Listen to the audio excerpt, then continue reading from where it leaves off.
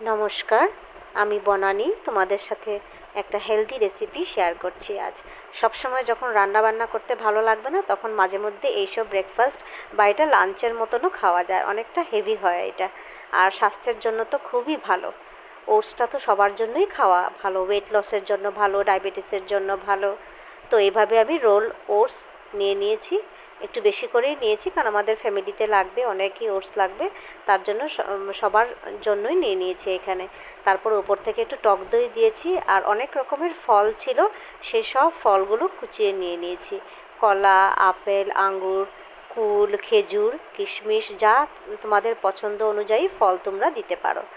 আর মিষ্টি ফল হলে খুবই ভালো লাগে এটা খেতে। তো এইভাবে আমি সবগুলো ফল কুচিয়ে এইভাবে দেখো সবগুলো উপরে সুন্দর করে সাজিয়ে দিয়েছি।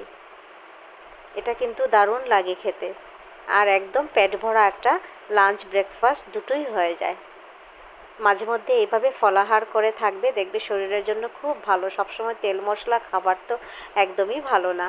তো মাঝে মধ্যে এইভাবে খেয়ে দেখবে, খুব ভালো লাগবে তোমাদের। আর উপর থেকে একটু কিশমিশ দিয়ে দিয়েছি। এইভাবে যত ফল তোমাদের পছন্দ সব ফলই দেবে। আর উপর থেকে তারপরে আমি একটু নারকেল কোড়া দিয়েছি। নারকেল কোড়াটা দিলে বেশি ভালো লাগে খেতে। আর কুচনো বাদাম দিয়েছি, কাজু, কিশমিশ, যা বাদাম থাকে সবই দিয়েছি। আর উপর থেকে এইভাবে নারকেলের কোড়া দিয়ে সুন্দর করে সাজিয়ে কিছু সময়ের জন্য রেখে দিলেই একদম নিচে যে ওটসটা দিয়েছি সেটা একদম সফট হয়ে যাবে। এই দেখো, আমি কিন্তু একটু বেশি করেই নারকেল কোড়া দিয়েছি, কারণ আমার ঘরে সবার খুব পছন্দ নারকেলটা। কত সুন্দর লাগছে দেখো, কত কালারফুল হয়ে গেছে খাবারটা, দেখতেও ভালো লাগছে।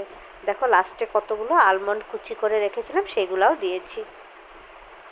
কত স্বাস্থ্যকর খাবার এটা, আর দেখতেও কত সুন্দর লাগছে। এইভাবে কিছু সময় রেখে দেব। তারপরে ওপর থেকে একটু মধু দিয়েছি।